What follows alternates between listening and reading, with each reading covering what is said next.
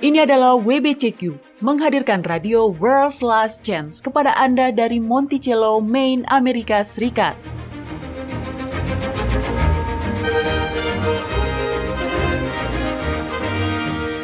Kerinduan hati dari setiap orang Kristen selama 2000 tahun adalah melihat Sang Juru Selamat kembali dan mendirikan sebuah kerajaan kekal di atas bumi. Peristiwa-peristiwa yang terjadi di dunia mengungkap bahwa hal itu akan segera terjadi.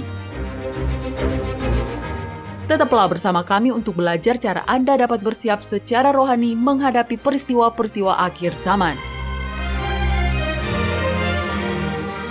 Radio WLC mempersiapkan orang untuk hidup dalam kerajaan Yahwa di bumi yang akan ditegakkan saat Kristus kembali. Alkitab mengatakan bahwa Yahwa itu tidak berubah. Dia tetap sama, baik kemarin, hari ini, dan besok. Jadi, apakah dia tidak mempermasalahkan poligami? Kitab suci mencatat banyak laki-laki saleh yang memiliki lebih dari satu istri, dan itu belum termasuk selir mereka yang juga banyak. Jadi, selain karena perbedaan budaya, apakah poligami secara moral dapat diterima?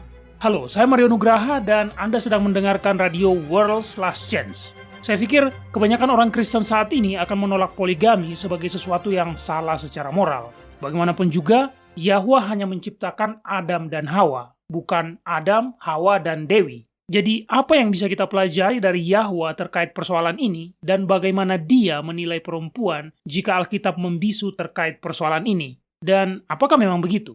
Beberapa waktu yang lalu, saya meminta kepada Doni Alexander agar bersedia untuk membuat pemaparan terkait topik ini, dan saya, salah satunya, telah menunggu untuk mendengarkan apa yang dia katakan. Doni? Ya, terima kasih Mario. Saya pikir ini adalah sebuah topik yang penting untuk dibahas.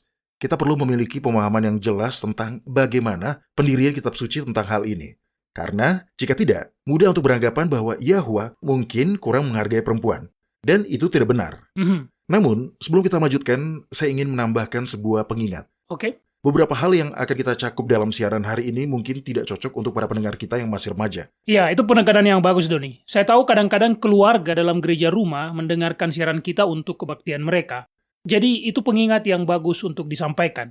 Setidaknya, diskusi hari ini mungkin akan menimbulkan beberapa pertanyaan dari para pendengar remaja yang orang tuanya belum siap untuk menjawabnya. Nah, Doni, ngomong-ngomong, Anda sudah mengatakan sesuatu yang menurut saya menarik. Anda mengatakan bahwa gagasan bahwa kitab suci tidak secara terang-terangan mencela poligami mungkin membuat beberapa orang telah menilai perempuan lebih rendah. Tolong jelaskan maksud Anda, Doni. Nah, kesadaran itu muncul setelah mendengar putri saya bertanya kepada istri saya, mengapa Yahwa mengizinkan poligami? Anda tahu, sebagian besar kisah-kisah Alkitab bercerita tentang laki-laki. Tidak banyak kisah seputar wanita dan anak perempuan. Ya, tentu ada kisah tentang Esther, Ruth, Maria, Dorcas, dan Lydia. Tapi ya, hanya itu saja, tidak sebanyak kisah terkait laki-laki. Ya, benar. Nah, putri saya yang waktu itu berumur sekitar, saya tidak tahu, 12 ya atau 14 tahun pada saat itu. Dia merasa bahwa sepertinya Yahwa tidak menghargai perempuan setinggi laki-laki yang terlihat melalui fokus pada laki-laki serta perbedaan nyata dalam cara laki-laki diperlakukan dibandingkan dengan bagaimana perempuan diperlakukan.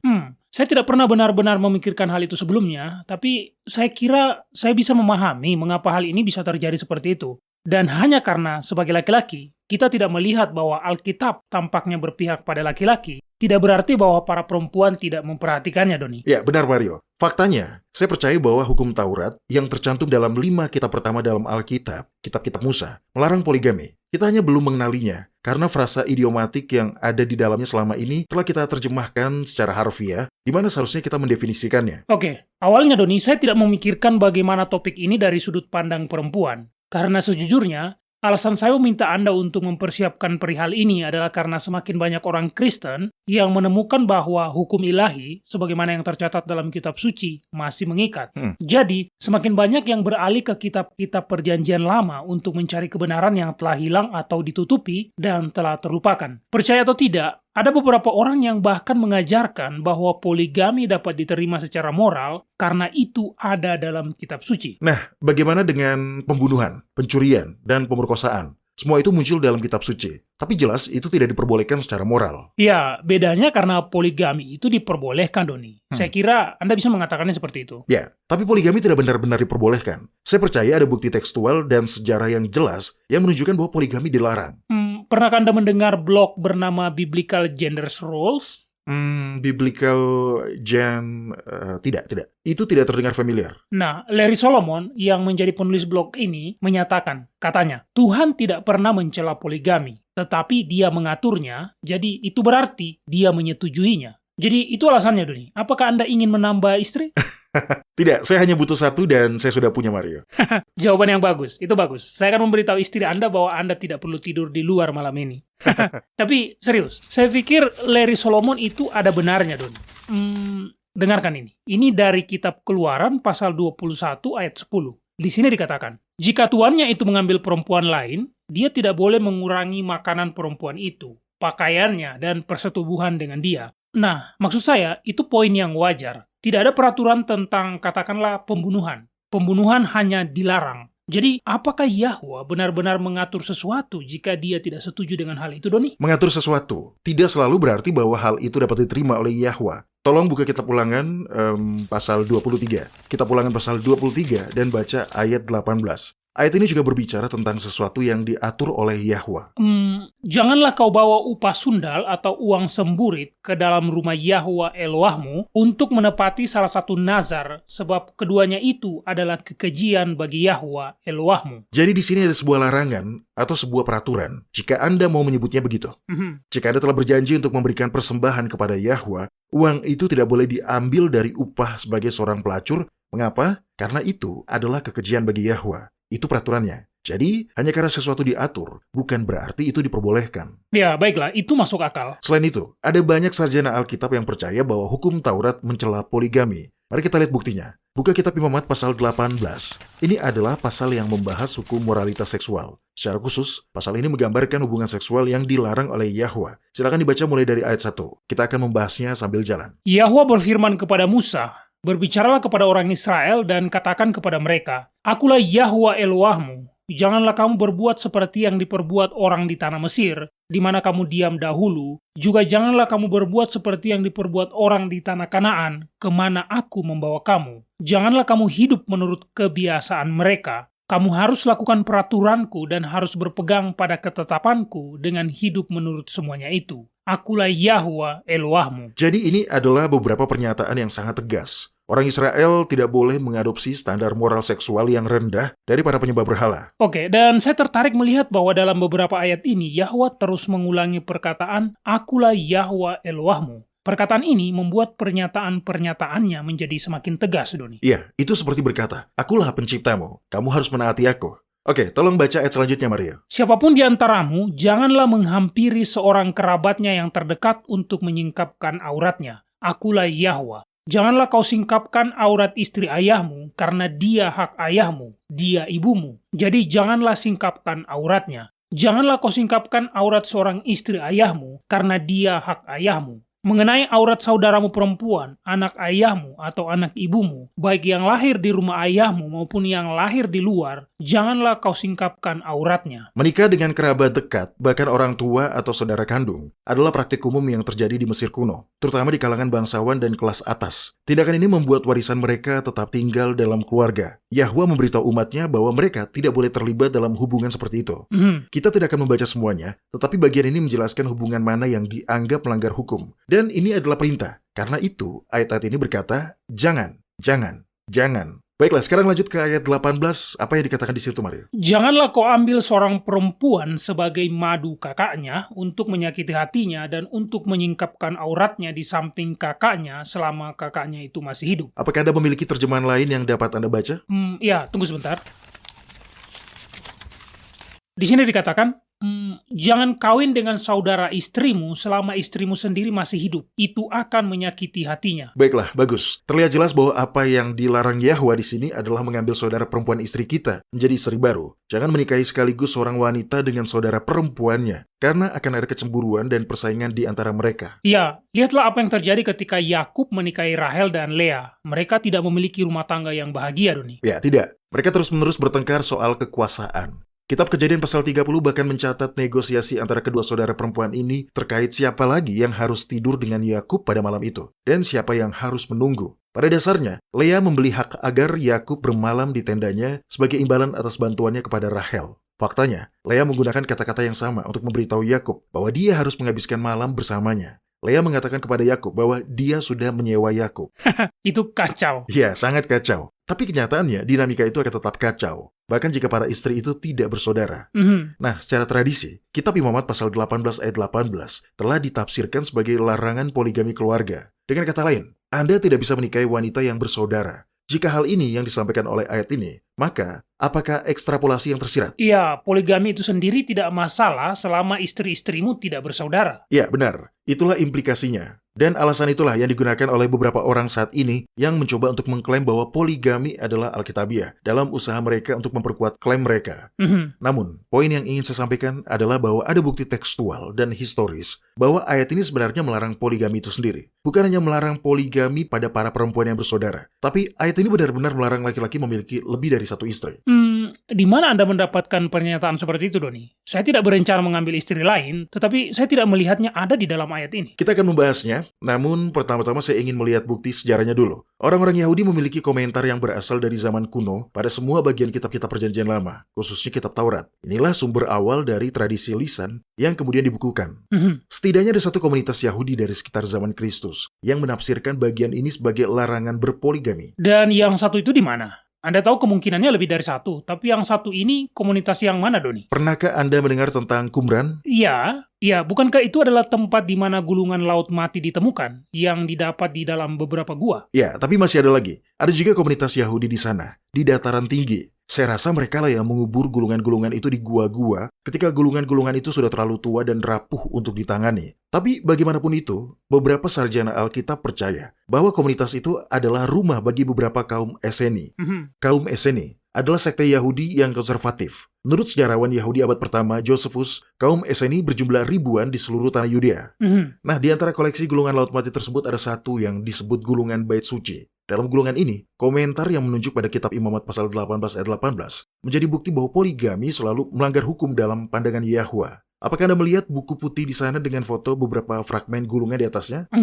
Yang ini? Ya, benar. Buka clipping kertas yang ada di dalamnya, Mario. Ini adalah terjemahan dari gulungan laut mati tersebut yang diterjemahkan oleh Michael Weiss, Martin Abeck, dan Edward Cook. Nah, silakan baca kutipan yang sudah ditandai di situ. Dia tidak boleh mengambil istri dari bangsa lain manapun. Sebaliknya, dia harus mengambil sendiri seorang istri dari sanak familinya, yaitu dari keluarga ayahnya. Dia tidak boleh mengambil istri lain selain dia. Tidak, istrinya sendiri itu yang akan bersamanya selama istrinya itu hidup. Jika istrinya sudah meninggal, maka dia boleh mengambil sendiri istri lain dari rumah ayahnya, yaitu keluarganya. Bagian ini sekali lagi dikutip dari gulungan Bait Suci, dan sebenarnya bagian ini menjelaskan mengenai kitab Ulangan pasal 17 ayat 14 sampai ayat 20. Tapi bagian ini merujuk pada kitab Imamat pasal 18 ayat 18 sebagai bukti pendukung bahwa poligami itu salah. Oke, apa yang dikatakan di kitab Ulangan pasal 17, Doni? Supaya lebih jelas, tolong buka dan baca ayat 14 sampai ayat 20. Baiklah, apabila engkau telah masuk ke negeri yang diberikan kepadamu oleh Yahwa Elohmu dan telah mendudukinya dan diam di sana, kemudian engkau berkata, Aku mau mengangkat raja atasku seperti segala bangsa yang di sekelilingku, maka hanyalah raja yang dipilih Yahwa Elohmu yang harus kau angkat atasnya. Dari tengah-tengah saudara-saudaramu haruslah engkau mengangkat seorang raja atasmu. Seorang asing yang bukan saudaramu tidak boleh kau angkat atasmu. Hanya janganlah dia memelihara banyak kuda, dan janganlah dia mengembalikan bangsa ini ke Mesir untuk mendapat banyak kuda, sebab Yahwa telah berfirman kepadamu, janganlah sekali-kali kamu kembali melalui jalan ini lagi. Juga janganlah dia mempunyai banyak istri, supaya hatinya jangan menyimpang. Emas dan perak pun janganlah dia kumpulkan terlalu banyak. Apabila dia duduk di atas tahta kerajaan, maka haruslah dia menyuruh menulis baginya salinan hukum ini menurut kitab yang ada pada imam-imam orang Lewi. Itulah yang harus ada di sampingnya dan haruslah dia membacanya seumur hidupnya untuk belajar takut akan Yahwa Elohnya dengan berpegang pada segala isi hukum dan ketetapan ini untuk dilakukannya. Supaya jangan dia tinggi hati terhadap saudara-saudaranya, supaya jangan dia menyimpang dari perintah itu ke kanan atau ke kiri, agar lama dia memerintah, dia dan anak-anaknya di tengah-tengah orang Israel. Oke, sekarang baca lagi bagian yang ditandai dari gulungan bait suci dari Qumran tadi. Dia tidak boleh mengambil istri dari bangsa lain manapun. Sebaliknya, dia harus mengambil sendiri seorang istri dari sanak familinya, yaitu dari keluarga ayahnya. Dia tidak boleh mengambil istri lain selain dia. Tidak, istrinya sendiri itu yang akan bersamanya selama istrinya itu hidup. Jika istrinya sudah meninggal, maka dia boleh mengambil istri lain dari rumah ayahnya, yaitu keluarganya. Apakah Anda bisa melihat kesamaan di sana? Ketika dikatakan dia harus menikah dari keluarga ayahnya, itu tidak diartikan secara harfiah. Jadi perkataan itu tidak menganjurkan inses. Pernyataan ini merupakan perluasan dari kitab Ulangan pasal 17 yang menyatakan bahwa raja-raja harus menikahi orang Israel, bukan wanita asing yang akan menyesatkan hati mereka. Ya, itulah tepatnya yang terjadi dengan Salomo, Doni. Bukankah dia punya sekitar 700 istri dan 300 selir, ya kan? Kedengarannya benar, dan apa yang mereka lakukan? Mereka memalingkan hatinya dari Yahwa. Ya, benar. David Inston Brewer menulis sebuah tulisan menarik yang berjudul Dasar Perjanjian Lama Yesus untuk Monogami. Di dalam tulisannya, dia merujuk pada bagian yang ada di dalam gulungan bait suci ini. Saya ingin Anda membaca apa yang dia katakan. Tulisannya ini diterbitkan dalam sebuah buku berjudul Perjanjian Lama di dalam Perjanjian Baru. Buka halaman 83 dan baca di bagian yang sudah ditandai. Apa yang dikatakan Inston Brewer tentang masalah ini, Mario? Gulungan bait suci mengatakan, raja hanya boleh menikahi seorang Israel dan hanya boleh mengambil satu istri. Untuk memastikan penafsiran satu istri dan bukan beberapa istri, gulungan bait suci menyinggung kitab Imamat pasal 18 ayat 18 dengan menggunakan kalimat sepanjang hidup istrinya. Atau seperti kalimat dari terjemahan bahasa Indonesia sehari-hari tadi, jangan kawin dengan saudara istrimu selama istrimu sendiri masih hidup. Sepanjang hidup istrinya dan selama istrinya sendiri masih hidup adalah dua kalimat yang bermakna sama. Nah, yang menarik, dalam dokumen Damaskus yang ditemukan di gua keempat di Qumran, komunitas Qumran mencela musuh-musuhnya karena telah melakukan berbagai dosa. Salah satunya adalah, coba tebak, poligami. Betulkah mereka menyebut poligami sebagai dosa? Iya, benar. Lihat yang ini.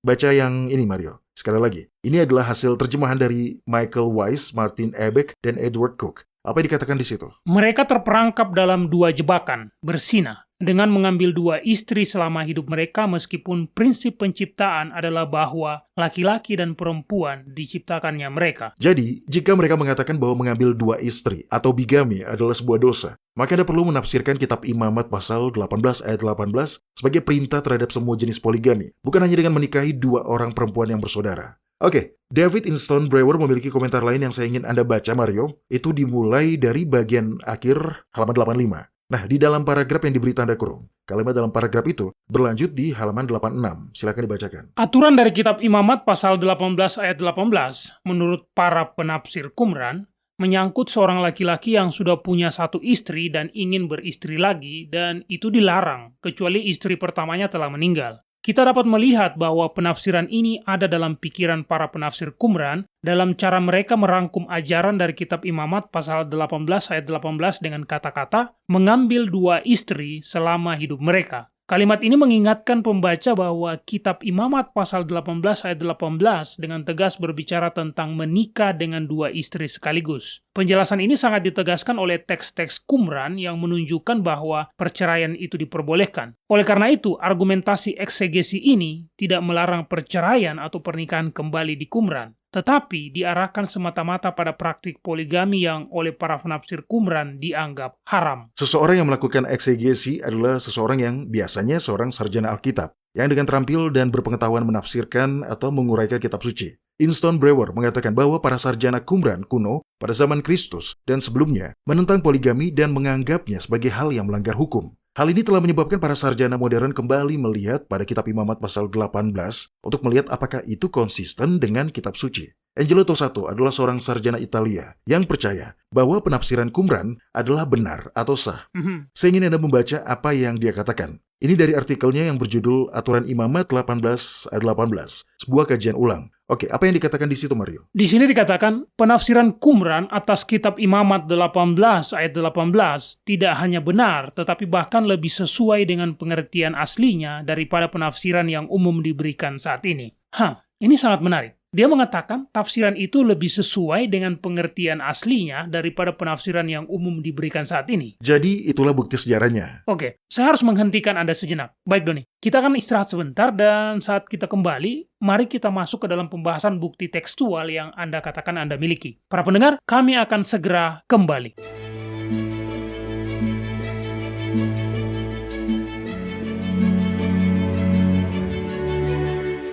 Anda mendengarkan radio World's Last Chance di WBCQ yang mengudara pada gelombang 31 meter di frekuensi 9330 kHz. Radio World's Last Chance mempersiapkan orang untuk menyambut Sang Juru Selamat yang segera kembali.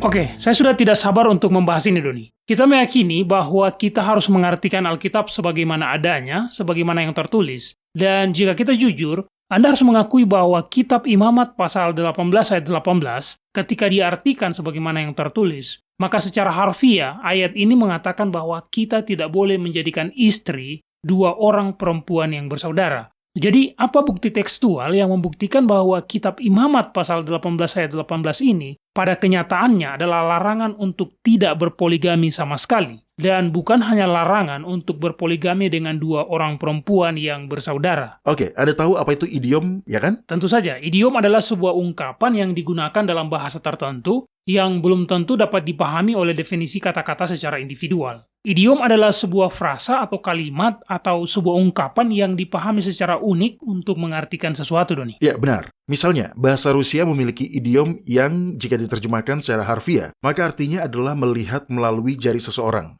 Artinya apa? Pemalu atau menjadi malu? Nah, Anda lihat, sulit untuk memahami idiom yang diterjemahkan secara langsung. Bukan, artinya bukan pemalu atau menjadi malu. Melihat melalui jari seseorang berarti mengabaikan sesuatu atau seperti yang biasa kita katakan dalam bahasa Indonesia, menutup mata pada sesuatu. Jadi, itulah yang sedang kita hadapi dalam kitab Imamat pasal 18 ayat 18 ini. Ketika para penerjemah sampai pada ayat ini, mereka menerjemahkan kata-katanya, bukan artinya. Itulah yang membuat kita menjadi bingung karena ayat ini mengandung idiom. Apa idiomnya, Doni? Saya mungkin tidak mengucapkannya dengan benar, tapi kalimat idiomnya berbunyi seperti ini. Isah el akota. Di dalam bahasa Indonesia, terjemahan langsungnya berbunyi, jangan mengambil seorang istri bersama saudara perempuannya selama dia masih hidup. Itu akan menyakitinya. Nah, idiomnya adalah seorang istri bersama saudara perempuannya. Oke, apa maknanya, Doni? Ini adalah idiom yang mengacu pada semua perempuan. Untuk perempuan pada umumnya. Richard Davidson menulis sebuah buku berjudul Api Yahwa, Seksualitas dalam Perjanjian Lama. Di bukunya itu, dia menunjukkan bahwa idiom ini digunakan di tempat lain dalam kitab suci, dan dimanapun idiom itu digunakan, itu selalu digunakan secara idiomatis dalam arti individual atau terpisah, satu sama lain, dan tidak ada tempat lain yang merujuk pada pengertian saudara kandung perempuan secara lahiriah. Apakah dia memberikan contohnya, Doni? Ya, kitab Keluaran pasal 26 ayat 3, 5, dan 6. Anda ingin membacanya, Mario? Nah, asal tahu saja, kitab Keluaran pasal 26 sama sekali tidak berbicara tentang perempuan, tetapi bentuk feminin. Dari idiom ini digunakan karena sesuai konteks, itulah yang benar secara tata bahasa. Oke, silakan buka dan bacakan, Mario. Cari frasa yang berbicara tentang satu sama lain. Disitulah Anda akan menemukan idiom aslinya. 5 dari tenda itu haruslah dirangkap menjadi satu, dan yang 5 lagi juga harus dirangkap satu sama lain menjadi satu. 50 sosok harus kau buat pada tenda yang satu dan 50 sosok pada tenda yang di ujung pada rangkapan yang kedua, sehingga sosok-sosok itu tepat berhadapan satu sama lain. Dan haruslah engkau membuat 50 kaitan emas dan menyambung tenda-tenda kemah suci satu sama lain dengan memakai kaitan itu, sehingga menjadi satu. Cukup. Anda tidak harus membaca semuanya, Mario. Anda sudah mendapatkan idenya. Bagian lain adalah pasal pertama dari kitab Yehezkiel. Baca ayat 9 dan ayat 23.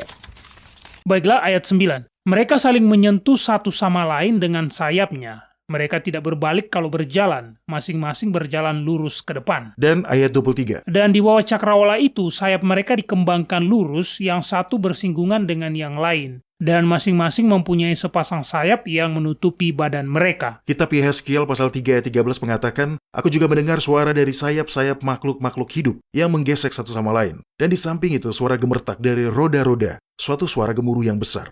Jadi kita mendapati idiom ini di mana-mana yang artinya adalah satu sama lain. Tapi kenapa di dalam kitab Imamat pasal 18 kita mengartikan secara harfiah sebagai dua saudara kandung perempuan itu tidak masuk akal. Iya, itu tidak konsisten. Ungkapan tersebut memiliki padanan maskulin yaitu Ishel Akiu atau semacamnya, yang secara harfiah berarti seorang laki-laki dan saudaranya. Tapi sekali lagi, itu adalah idiom yang berarti satu sama lain. Ungkapan ini digunakan cukup sering, tetapi mari kita lihat satu saja, Kitab Keluaran pasal 16 ayat 15. Disinilah orang Israel mendapatkan mana untuk pertama kalinya. Apa yang dikatakan di situ, Mario? Lihat, apakah Anda dapat menemukan ungkapan idiom ini dalam bahasa Indonesia? Silakan. Ketika orang Israel melihatnya, berkatalah mereka seorang kepada yang lain, apakah ini? Sebab mereka tidak tahu apa itu. Mereka berkata satu sama lain, apa ini? Jadi bukan secara harfiah setiap laki-laki dan saudaranya saling bertanya seperti itu satu sama lain. Karena tidak semua orang yang saling bertanya itu adalah saudara kandung. Jadi, jika kita ingin konsisten dengan bagaimana ungkapan ini digunakan di banyak tempat lain, kita juga harus menafsirkan ungkapan dalam kitab Imamat pasal 18 dengan sederhana. Jangan menikahi perempuan manapun sebagai tambahan pada yang lain yang sudah ada. Jadi bukan hanya perempuan yang bersaudara kandung. Iya, itu jauh lebih masuk akal. Belum lagi, itu lebih sesuai dengan apa yang kita ketahui tentang karakter Yahwa. Ya, benar. Dan kesitulah poin di mana kita akan kembali. Dr. J. Sklar adalah seorang sarjana kitab Perjanjian Lama dan dekan fakultas di Seminari Teologi di St. Louis, di Amerika Serikat. Dia juga telah menulis sebuah komentar tentang kitab Imamat. Saya ingin Anda membaca komentarnya tentang kitab Imamat pasal 18 ayat 18 ini. Oke, sudah lihat tulisan yang ditandai itu, Mario? Jika kita menafsirkan ungkapan Ibrani ini dengan cara yang konsisten dengan setiap tempat lain di mana itu digunakan dalam kitab-kitab Perjanjian Lama, maka apa katanya? Maka ayat 18 akan melarang poligami secara umum. Jangan menikahi seorang perempuan sebagai tambahan pada yang lain yang sudah ada. Ya, benar. Nah, hal lain yang perlu diperhatikan adalah alasan pelarangan mengambil istri lain dalam kitab Imamat pasal 18 ayat 18 adalah untuk mencegah persaingan di antara kedua perempuan itu. Dan jelas itu akan terjadi baik antara dua istri yang merupakan saudara kandung maupun yang bukan. Jadi, itu juga sesuai dengan penafsiran teks ini sebagai ayat anti poligami pada umumnya. Bukan hanya poligami dengan perempuan yang bersaudara secara lahiriah. Nah, lihat, Hana, istri Elkana, ibu Samuel. Alkitab dengan jelas menyatakan bahwa Penina, istri kedua, sangat kejam terhadap Hana karena dia tidak memiliki anak. Ya, faktanya, kata-kata yang digunakan dalam kitab Imamat pasal 18 ayat 18, janganlah kau ambil seorang perempuan sebagai madu kakaknya, adalah kata yang sama yang digunakan dalam kitab 1 Samuel, pasal 1 ayat 6, untuk menggambarkan perlakuan Penina terhadap Hana. Tolong buka dan bacakan, Mario, kitab 1 Samuel pasal 1 ayat 6. Tetapi madunya selalu menyakiti hatinya supaya dia gusar karena Yahwa telah menutup kandungannya. Bahkan tidak ada satu petunjuk pun yang menyatakan bahwa Penina adalah saudara kandung Hana yang sebenarnya. Tetapi dia digambarkan sebagai orang yang menyakiti Hana. Dan itu adalah alasan yang diberikan dalam kitab Imamat pasal 18 ayat 18 tentang mengapa seorang pria tidak boleh mengambil istri lain. Berikut adalah kutipan lain dari tulisan Angelo Tosato yang berjudul Hukum Imamat 18 ayat 18. Tolong dibacakan, Mario. Alasan ini menunjukkan bahwa tindakan yang diundang-undangkan ini dianggap sebagai tindakan kriminal, tapi tidak dengan sendirinya, dan demikian itu bukan kasus hubungan incest atau lebih umum dari hubungan seksual yang secara nilai telah menyimpang, tetapi dianggap kriminal dalam kaitannya dengan istri pertama pria itu yang akan dirugikan. Selain itu, kerugian yang ingin dihindari oleh aturan ini adalah persaingan, permusuhan yang dapat ditimbulkan oleh wanita manapun dan tidak harus saudara perempuan dari istri pertama. Satu hal yang menyebabkan kebingungan adalah bahwa ayat-ayat sebelum ayat 18 semuanya berfokus pada pelarangan incest. Anda tidak boleh berhubungan seks dengan putri Anda, anak tiri Anda, saudara perempuan Anda, saudara tiri Anda, ibu Anda, ataupun ibu tiri Anda. Ini semua adalah hubungan terlarang. Jadi ketika kita sampai pada ayat 18, mudah untuk berasumsi bahwa saudara perempuan yang dimaksud adalah saudara perempuan secara lahiriah. Ya, saya bisa mengerti. Terutama ketika Anda tidak tahu dari terjemahannya bahwa yang digunakan di situ adalah sebuah idiom. Jadi, dengan mengetahui ayat-ayat sebelumnya yang berbicara tentang hubungan antara kerabat dekat, dapatkah Anda berargumen bahwa meskipun menggunakan ungkapan idiomatik dalam hal ini, ayat ini berbicara tentang saudara perempuan secara harfiah? Ya, bisa saja Anda berargumen seperti itu. Tetapi para sarjana Ibrani memberitahu kita bahwa dalam bahasa Ibrani asli, ada jeda sastra yang jelas antara ayat 17 dan ayat 18. Jeda ini tentu tidak muncul di dalam terjemahan bahasa Indonesia modern yang kita miliki, tapi itu ada di teks aslinya. Jadi, apa yang Anda katakan adalah bahwa kitab Imamat pasal 18 ini mencakup dua perangkat hukum yang terpisah? Ya, tepat sekali. Perangkat hukum pertama sampai dengan ayat 17 adalah perintah yang melarang semua jenis hubungan incest. Perangkat hukum yang kedua berurusan dengan hukum yang mengatur moralitas seksual secara umum. Ayat 18 adalah bagian dari kumpulan hukum ini. Oke, mari luangkan waktu sejenak untuk membaca rangkaian hukum kedua itu, dan Anda akan melihat perbedaannya. Bagian pertama, sekali lagi, melarang incest. Bagian kedua, melarang percabulan dalam bentuk apapun. Silakan dibacakan ayat 19 sampai ayat 24. Janganlah kau hampiri seorang perempuan pada waktu cemar kainnya yang menajiskan untuk menyingkap auratnya. Dan janganlah engkau bersetubuh dengan istri sesamamu sehingga engkau menjadi najis dengan dia. Janganlah kau serahkan seorang dari anak-anakmu untuk dipersembahkan kepada Molok, supaya jangan engkau melanggar kekudusan nama Elohimmu. Akulah Yahwa. Janganlah engkau tidur dengan laki-laki secara orang bersetubuh dengan perempuan, karena itu suatu kekejian. Janganlah engkau berkelamin dengan binatang apapun sehingga engkau menjadi najis dengan binatang itu. Seorang perempuan janganlah berdiri di depan seekor binatang untuk berkelamin, karena itu suatu perbuatan keji. Janganlah kamu menajiskan dirimu dengan semuanya itu, sebab dengan semuanya itu, bangsa-bangsa yang akan kuhalakan dari depanmu telah menjadi najis. Larangan-larangan ini bersama dengan larangan di ayat 18, semuanya mengikuti jeda sastra. Jadi Anda dapat melihat bagaimana aturan-aturan ini mencakup jenis larangan yang berbeda. Paul Copan menulis sebuah buku yang menarik yang berjudul Apakah Tuhan adalah Sesosok Monster Moral? Memahami Tuhan Perjanjian Lama. Wow, kedengarannya menarik. Saya ingin membacanya. Apakah Anda punya bukunya, Doni? Ya, tentu Mario. Anda bisa meminjamnya, tapi ini yang versi bahasa Inggris. Ngomong-ngomong, buku ini menarik karena saya pikir banyak orang Kristen memandang Yahwa dalam Perjanjian Lama sebagai sesosok makhluk yang keras. Dan jelas dia tidak seperti itu. Nah, dalam bukunya, Copan mengungkap beberapa wawasan nyata tentang kitab Imamat pasal 18. Saya telah mencetaknya di sini, jadi tolong dibacakan Mario. Setiap ayat dalam ayat 7 sampai ayat 17 dimulai secara identik dan semuanya berisi kata menyingkapkan aurat atau menelanjangi yang menyusun perintah, janganlah kau singkapkan aurat si anu dan si anu dan si anu. Juga dalam masing-masing ayat ini, kecuali ayat 9, diberikan penjelasan tentang alasan dari larangan tersebut. Misalnya, karena dia adalah ibumu. Penjelasan seperti ini tidak ditemukan dalam ayat 18, yang kita harapkan jika itu adalah larangan incest. Sebaliknya, setiap ayat yang ada di dalam ayat 18 sampai ayat 23 dimulai dengan sebuah susunan yang berbeda. Bahkan walaupun Anda tidak membaca versi bahasa Ibrani, Anda dapat benar-benar hanya melirik teks-teks itu dan langsung melihat perbedaan susunan dimulai dari ayat 18. Ayat 18 sampai ayat 23 masing-masing dimulai dengan apa yang disebut dalam bahasa aslinya sebagai kata penghubung wow, seperti kata dan dalam bahasa kita, yang kemudian diikuti dengan kata yang berbeda dari menelanjangi, erwat. Juga, alih-alih penggunaan yang konsisten dari kata negatif, lo ditambah kata kerja menyingkap aurat, tegale, dari akar kata gala, seperti yang ada pada ayat 7 sampai ayat 17. Di sini, partikel negatif digunakan sebagai kata kerja selain kata menyingkap aurat. Kemudian dia mengajukan sebuah pertanyaan yang menusuk. Mengapa perbedaan ini penting? Dan apa jawabannya Mario? Baca kalimat berikutnya. Katanya, dalam ayat 6 sampai ayat 17, kita berurusan dengan ikatan kekerabatan, sementara ayat 18 sampai ayat 23 membahas larangan hubungan seksual di luar ikatan kekerabatan. Saya mengerti. Itu masuk akal, Doni. Oke, sekarang Anda siap untuk membahas beberapa aturan tata bahasa? Jika Musa bermaksud agar kitab Imamat pasal 18 ayat 18 dimasukkan dalam larangan hubungan incest, bukan hanya tidak akan ada jeda sastra di sana, tapi dia juga akan mengungkapkannya secara berbeda. Maksud Anda bagaimana, Doni? Dia akan lebih jelas dengan menggunakan kata penghubung dan alih-alih kata depan di. Dia memiliki kosakata untuk mengatakan kamu tidak boleh menikahi seorang wanita dan saudara perempuannya. Dan faktanya, begitulah kata-katanya di ayat 17. Janganlah kau singkapkan aurat seorang perempuan dan anaknya perempuan. Kata menyingkap aurat tentu saja adalah eufemisme atau penghalusan kata yang berarti berhubungan seks. Janganlah kau singkapkan aurat seorang perempuan dan anaknya perempuan. Dia bisa saja menggunakan ungkapan yang sama di ayat 18, tapi dia tidak melakukannya. Nah, Mario tolong baca ini. Ini adalah kutipan lain dari J. Sklar. Apa yang dia katakan di situ? Dia menggunakan ungkapan seorang wanita sebagai tambahan pada saudara perempuannya, yang merupakan ungkapan umum yang tidak merujuk pada kerabat, kecuali jika memang kebetulan. Di situ, J berbicara tentang idiom. Jadi jika Musa memang berbicara tentang saudara perempuan secara lahiriah, maka dia tidak perlu menggunakan idiom.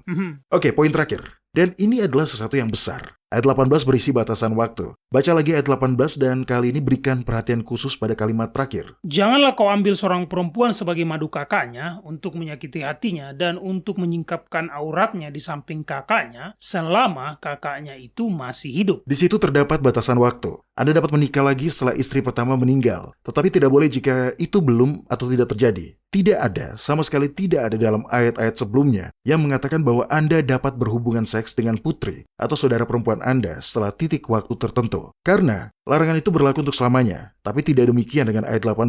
Hal ini mendukung argumentasi bahwa ayat 18 merupakan larangan umum terhadap semua hubungan poligami. Ya, itu sangat masuk akal. Nah, izinkan saya menanyakan ini kepada Anda. Jika Taurat di ayat 18 memang melarang poligami, mengapa tidak ada hukuman khusus karena melanggar perintah itu, Doni? Ada hukuman yang jelas untuk percabulan, persinahan, melanggar sabat, dan lain-lain. Mengapa tidak ada hukuman karena berpoligami? Itu sebuah pertanyaan yang bagus, Mario. Namun, hanya karena sebuah hukuman perdata tidak tertulis, itu tidak berarti bahwa Anda dapat mengubah suatu tindakan tertentu menjadi diizinkan atau diberi kelonggaran oleh Yahwa.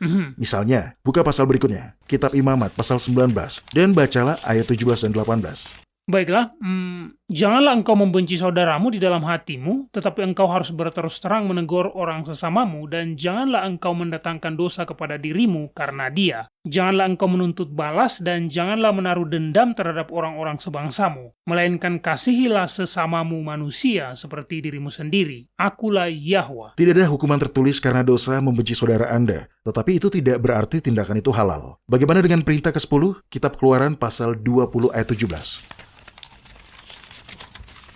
Jangan mengingini rumah sesamamu, jangan mengingini istrinya, atau hambanya laki-laki, atau hambanya perempuan, atau lembunya, atau keledainya, atau apapun yang dipunyai sesamamu. Ini adalah salah satu hukum dari 10 perintah. Namun, tidak ada hukuman perdata yang tercatat untuk pelanggaran mengingini. Tapi itu tidak membatalkannya sebagai perintah ilahi. Oke, itu penekanan yang bagus. Kebenaran itu sangat logis. Ketika Anda mau duduk dan melihat semua bukti, itu akan menjadi sangat logis dan konsisten. Sangat masuk akal bahwa Yahwa memang mencela poligami. Baik para pendengar, jangan kemana-mana. Ketika kami kembali, Doni akan menjawab pertanyaan tentang bagaimana mematahkan kutukan turunan. Tetaplah di sini.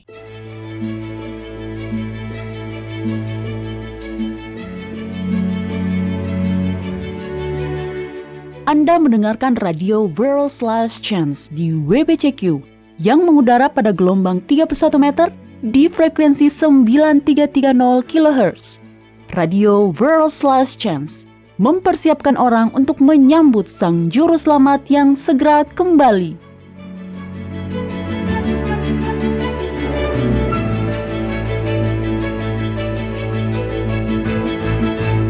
Pertanyaan yang masuk di kotak surat harian kita pada hari ini datang dari negara yang memiliki salah satu kecepatan unduh internet yang paling lambat di dunia. Madagaskar. Saya tahu Anda hanya asal tebak saja, Doni. Ya kan? Negara itu lumayan jauh dari semuanya. Sekitar 400 km dari lepas pantai Afrika. Terkait jarak, ya, itu benar. Tapi terkait pertanyaan saya, tidak, Anda salah. Kecepatan download negara ini bahkan lebih lambat dari Madagaskar dan juga lebih lambat dari Kazakhstan dan Vanuatu. Betulkah? Wah, saya benar-benar tidak tahu, Mario. Iya, saya memang ragu Anda bisa menebaknya, Doni. Jadi, saya akan memberitahu Anda.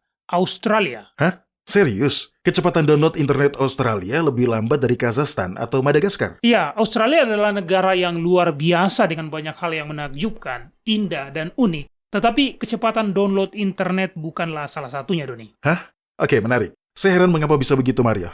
Oke, apa pertanyaan yang masuk hari ini? Nah, Samantha Hall dari Keynes mengirim pertanyaan ini. Dia menulis, sepupu saya baru-baru ini berbagi dengan saya bahwa dia telah mempelajari banyak hal tentang kutukan turunan dan cara mematahkannya. Dia benar-benar fokus pada hal tersebut dan khawatir kalau malaikat jahat akan terus mengganggu garis keturunan keluarga jika kutukan turunan tersebut belum dipatahkan.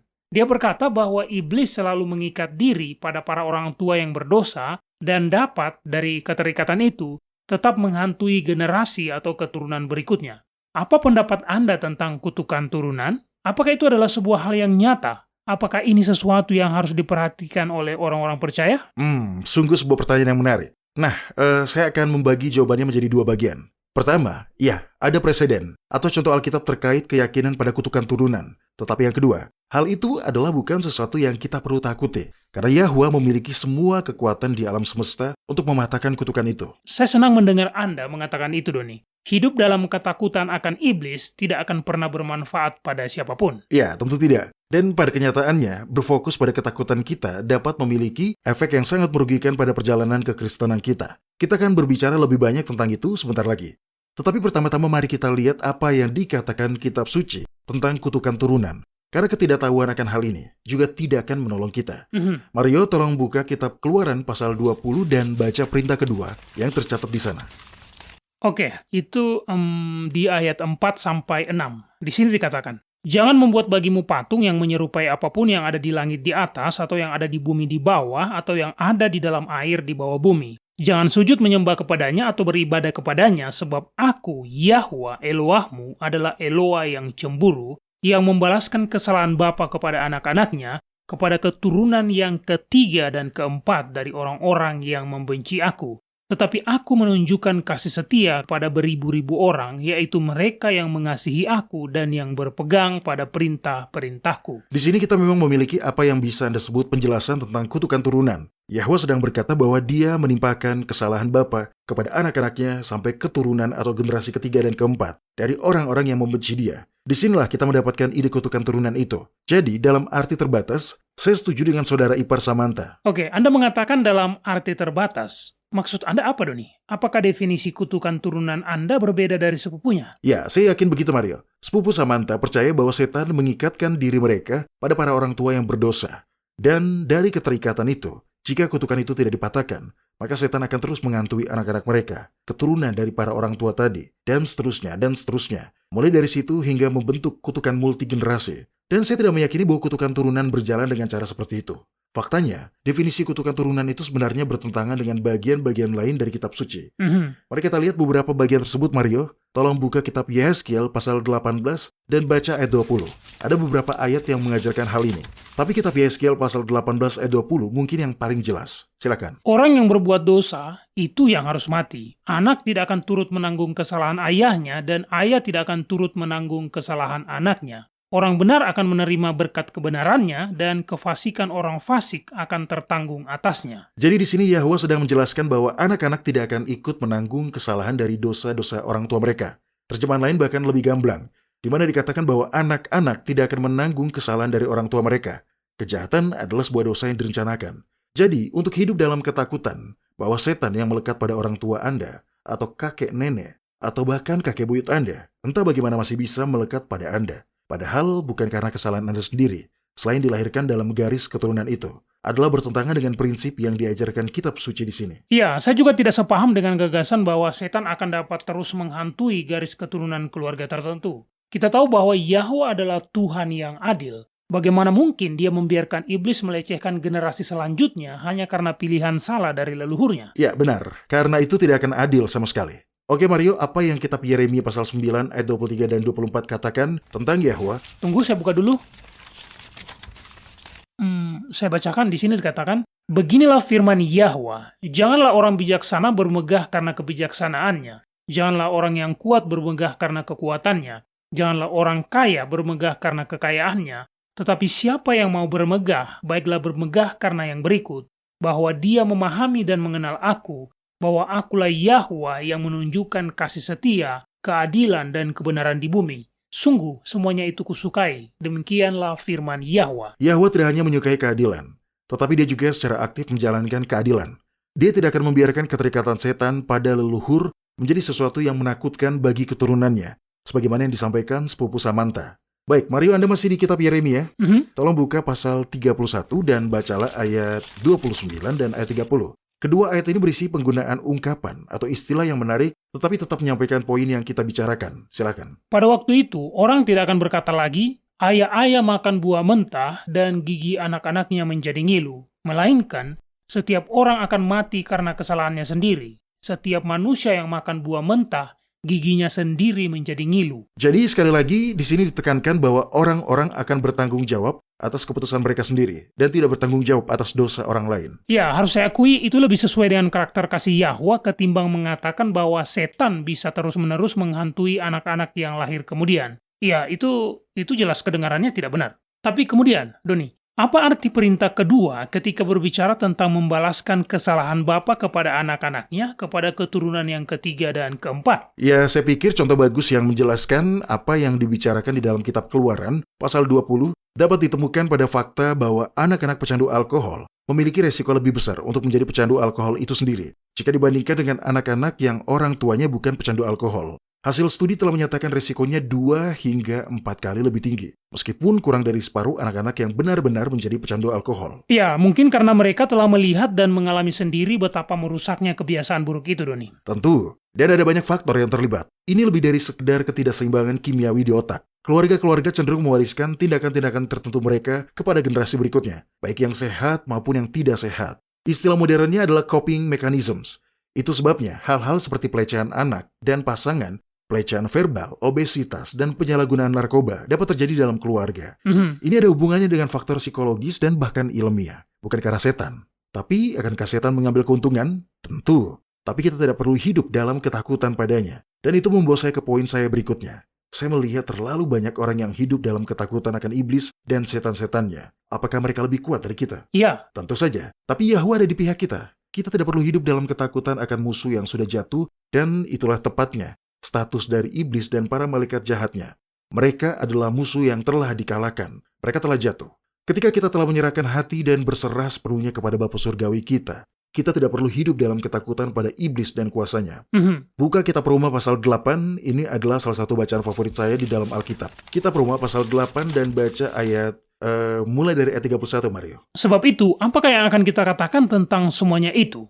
Jika Yahwa di pihak kita, siapakah yang akan melawan kita? Dia yang tidak menyayangkan anaknya sendiri, tetapi yang menyerahkannya bagi kita semua, bagaimanakah mungkin dia tidak mengaruniakan segala sesuatu kepada kita bersama-sama dengan dia? Siapakah yang akan menggugat orang-orang pilihan Yahwa? Yahwa lah yang membenarkan mereka. Siapakah yang akan menghukum mereka? Tidak ada. Kristus Yahushua telah mati, bahkan lebih lagi, dia telah bangkit dan juga duduk di sebelah kanan Yahwa dan menjadi pembela bagi kita. Setan dan antek-anteknya dapat mengucapkan kata-kata penghukuman. Mereka dapat menggoda, tetapi mereka tidak memiliki kekuatan nyata untuk benar-benar mengutuk. Kuasa Yahwa jauh lebih besar. Kita tidak perlu takut. Ya, kitab Yakobus pasal 4 ayat 7 mengatakan, karena itu, tunduklah kepada Yahwa dan lawanlah iblis, maka dia akan lari daripadamu. Tepat. Jadi, setelah mengklarifikasi definisi apa yang disebut sebagai kutukan turunan, apakah ada yang bisa kita lakukan untuk bekerja sama dengan Yahwa dalam mematahkan kecenderungan ini? Saya kira kita bisa menyebutnya begitu, Doni.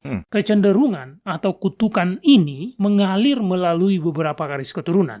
Karena Anda harus mengakui bahwa hal-hal tertentu memang cenderung menurun di beberapa keluarga. Ya, tentu. Obesitas menurun di beberapa keluarga, dan alasannya tidak melulu karena mereka makan terlalu banyak gula. Beberapa di antaranya dapat disebabkan oleh coping mechanism tadi, yang berupa tindakan-tindakan yang tidak sehat, yang diturunkan seperti menjadikan makanan sebagai pelarian saat mengalami masalah. Ya, hal-hal semacam itu.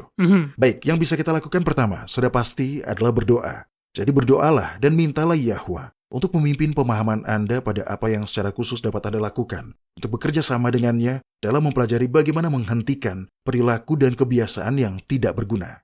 Kemudian pendidikan. Jangan takut untuk mencari informasi secara online atau membaca buku yang secara khusus membahas situasi pribadi Anda. Adalah sebuah tindakan yang tidak menghormati Yahwa jika umatnya menjadi bodoh. Jika Anda dibesarkan di sebuah rumah di mana salah satu orang tua memukuli anggota keluarga yang lain, di mana pertunjukan kemarahan yang tidak pantas telah menjadi norma, pelajarilah keterampilan manajemen kemarahan. Jika salah satu orang tua atau kedua orang tua melakukan kekerasan kepada Anda, dan Anda tahu bahwa Anda tidak ingin mewariskan pola asuh seperti itu kepada anak-anak Anda, bacalah buku tentang mengasuh anak. Tentu saja, tidak semua nasihat di dalamnya selalu baik. Jadi sekali lagi berdoalah. Mintalah Yahwa untuk menanamkan dalam pikiran Anda informasi yang tepat untuk situasi Anda. Dengarkan suara lembut rohnya yang tenang di dalam. Ya, belajarlah. Ambil yang baik dan tinggalkan sisanya. Tepat. Dosa menyebabkan kerusakan. Dosa menyebabkan luka.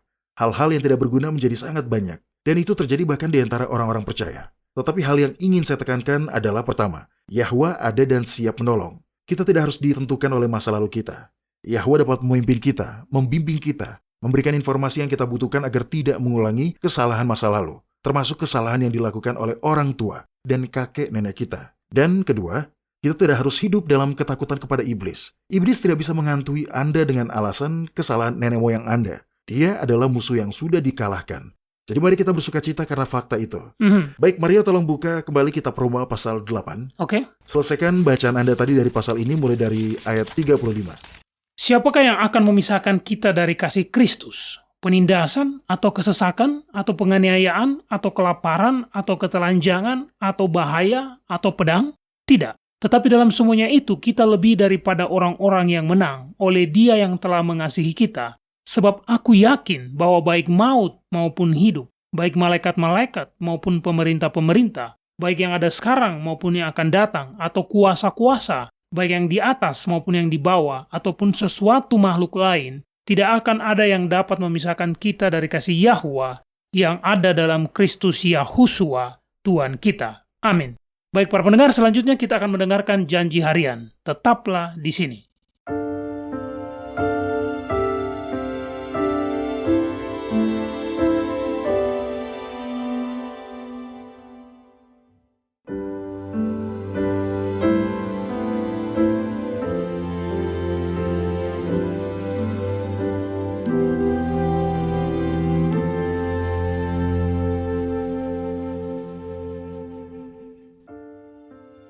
Anda menyukai apa yang Anda dengar?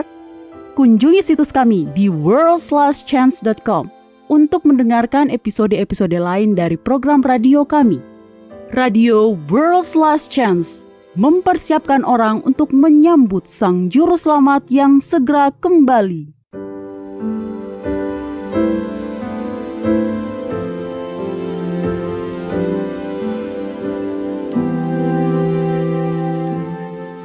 Halo, ini adalah janji harian Anda dari Firman Yahwa. Pada tanggal 2 November tahun 1734, seorang anak kecil lahir di koloni Pennsylvania di New England. Dia adalah anak ke-6 dari 11 bersaudara. Ketika dia berusia 12 tahun, dia diberi senapan pertamanya. Pada saat dia berusia 15 tahun, Daniel atau Dan, begitu ayahnya memanggilnya, terkenal karena kemampuan menembaknya yang luar biasa. Saat masih remaja, dia menembak beruang pertamanya, suatu tindakan yang berbahaya bahkan untuk seorang pemburu berpengalaman. Ketika guru setempat menyatakan keprihatinannya karena Dan muda sudah tidak masuk sekolah selama beberapa hari, ayahnya mengangkat bahu. Biarkan gadis-gadis itu belajar membaca, katanya, dan Dan akan latihan menembak. Menembak adalah sebuah keterampilan yang akan dia gunakan sepanjang hidupnya. Ketika Dan berusia 21 tahun, dia menikahi seorang gadis yang tinggi, berambut hitam, bermata hitam, bernama Rebecca. Ketika keluarga mereka bertambah menjadi 10 anak, Dan mendukung keluarga tersebut dengan keterampilannya sebagai pemburu dan penjebak. Seperti kapten laut yang akan pergi untuk perjalanan panjang, Dan akan pergi berburu selama berbulan-bulan. Dia akan pergi hampir pada setiap musim gugur dan akan kembali di musim semi dengan setumpuk bulu untuk dijual. Pada salah satu petualangan tersebut, suku Indian Swanee mengadopsi Dan dan dia tinggal bersama mereka selama beberapa tahun. Dia selalu sangat menghormati orang-orang Indian. Petualangan Dan yang luas membuatnya sangat memahami medan yang sebelumnya belum pernah dijelajahi. Dan adalah orang pertama yang membuka jalan setapak menembus pegunungan di Cumberland Gap, membuka apa yang kemudian menjadi negara bagian Kentucky bagi pemukim di pesisir timur yang ingin pindah ke barat. Dan atau Daniel Boone, begitu dia dikenal luas, menjadi terkenal bahkan dalam kesendirian hidupnya sebagai petualang.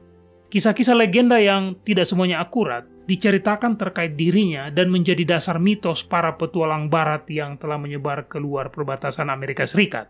Bahkan, saya memiliki seorang teman, seorang pria tua Jerman yang tumbuh dengan membaca cerita-cerita tentang orang barat Amerika yang benar-benar terpesona oleh gagasan Wild West atau barat liar dari orang-orang yang menjinakkan hutan belantara.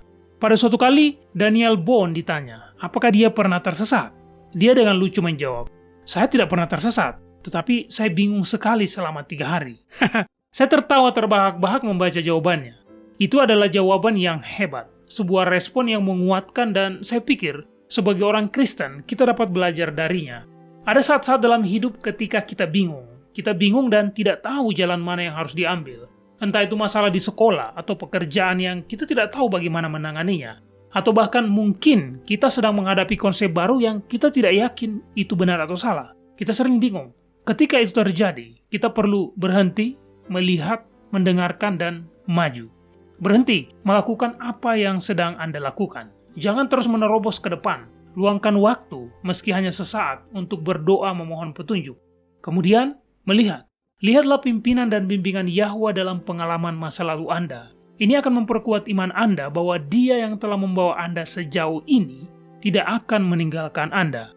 Sangat penting untuk mengingat bagaimana Yahwa telah memimpin kita di masa lalu. Kemudian Anda siap mendengarkan. Dengarkan bisikan lembut dari suara kecil yang tenang itu.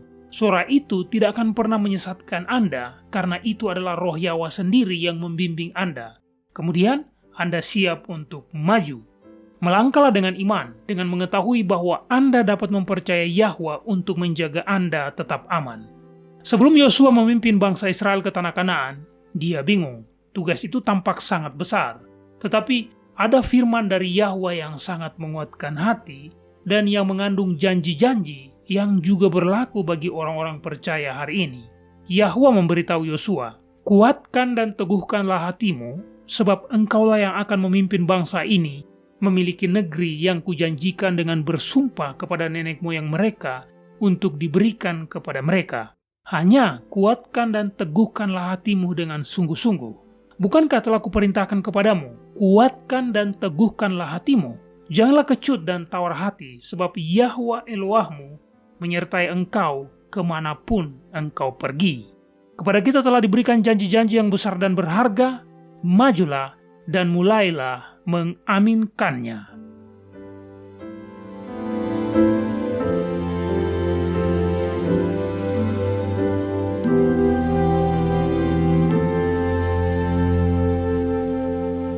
World's Last Chance berdedikasi untuk mempersiapkan orang menyambut Sang Juru Selamat yang segera kembali. Acara siaran radio harian kami tersedia dalam 7 bahasa berbeda dari seluruh dunia dan masih banyak bahasa-bahasa lain lagi yang akan mengudara. Video-video dan artikel-artikel kami telah diterjemahkan ke dalam lebih dari 30 bahasa berbeda. Dan kami tidak hanya fokus pada salah satu poin pengajaran. Kami bersedia untuk bekerja sama dengan surga untuk membawa semua kebenaran ke dunia. Artikel-artikel dan video-video kami mencakup berbagai topik-topik penting pada pertumbuhan dan pembangunan dari perjalanan kekristenan. Kami menghadirkan materi yang mencakup kesalehan praktis di dalam kehidupan sehari-hari, doktrin Alkitabiah yang benar-benar hanya didasarkan pada firman Yahwa, kalender Sang Pencipta, dan nubuatan akhir zaman yang penting untuk Anda ketahui. Kami bahkan membahas berbagai macam angin pengajaran yang palsu yang telah digunakan oleh setan untuk menipu banyak orang, dan mengungkapkan mengapa itu salah dan apa yang benar berdasarkan Alkitab. Kunjungilah kami hari ini di worldslastchance.com. Pelajarilah kebenaran di hari-hari terakhir ini.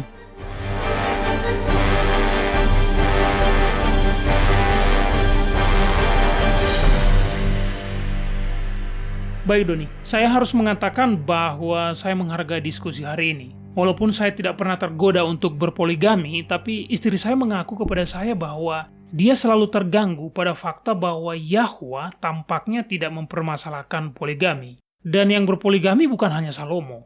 Daud juga kan? Berapa banyak istrinya, Doni? 8. Dan dia adalah seorang laki-laki yang berkenan di hati Yahwa. Selain mereka, Abraham juga. Dia memiliki 3 istri. Ya, tapi tidak sekaligus. Tidak sekaligus, itu benar. Tapi dia punya banyak selir.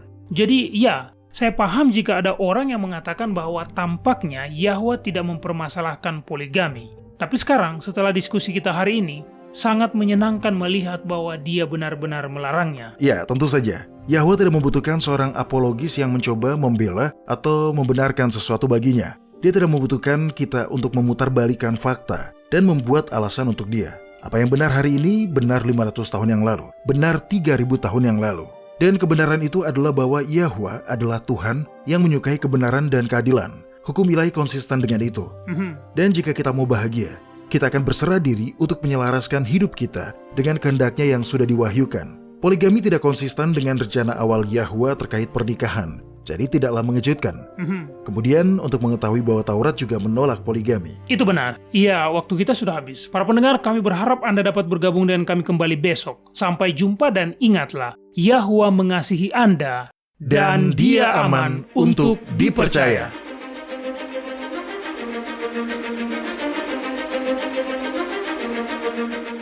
Anda baru saja mendengarkan radio WLC.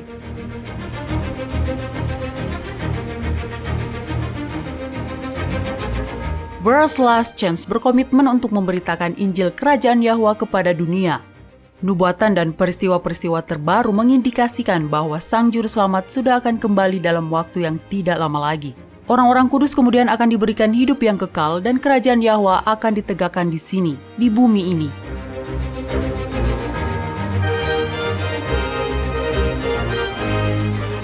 Tidak ada waktu yang bisa disia-siakan. Terimalah anugerah keselamatan hari ini dan izinkan Yahwa menyelimuti Anda dengan kebenaran Kristus.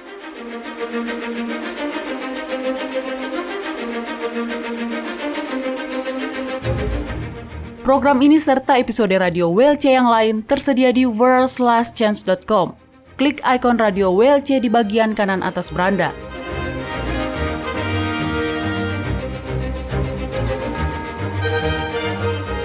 Bergabunglah kembali bersama kami besok untuk menerima berbagai pesan kebenaran lain di WBCQ yang mengudara pada gelombang 31 meter di frekuensi 9330 kHz.